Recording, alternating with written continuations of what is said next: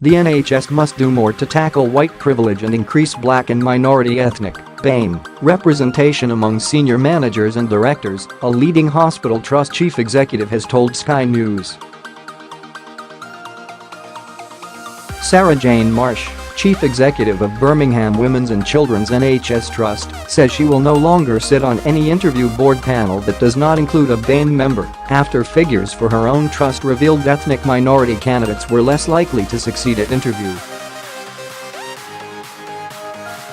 Across NHS England as a whole, 18% of the 1.2 million staff are from a BAME background, but just 5% of very senior managers are non-white, compared to 27% of the lowest paid support staff.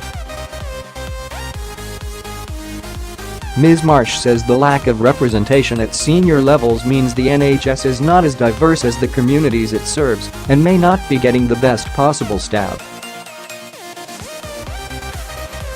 I know that in the NHS we have got a problem with ensuring that we have the right people in leadership positions to represent the diversity of our workforce, she said. The Workforce Race Equality Scheme data tells us that white people are more likely to be appointed at interview than black people, and in my own organization they are twice as likely to be appointed. I do not believe that is because white people are twice as good as black people. There is something else going on. I think there is white privilege. I think there are people having unconscious bias. There are people coming to interview and not performing because they see a panel in front of them that does not believe in diversity, and I want to do something to change that. I want anyone coming for interview to see that we are a diverse organization and want the best people regardless of their background. It's clear white people have privilege because they make their way into positions of authority far more quickly. Ms. Marsh's decision is personal, and while it will not apply to all interviews at her trust, she will apply it to any interviews she is asked to conduct in her national and regional roles. If you walk into an interview room and are met with a white wall, you are going to think this organization is not for me, or they are going to think I'm not for them. If that happens, initial performance can drop because of all these soft signals that the organization does not value diversity.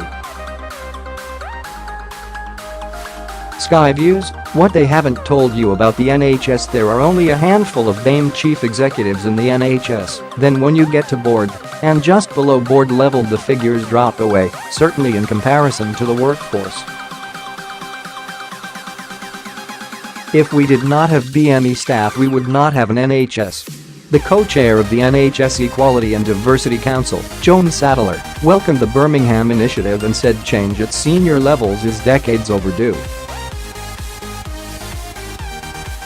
We do know of leaders who are taking a step on the position of a lack of BAME leaders at NHS board level.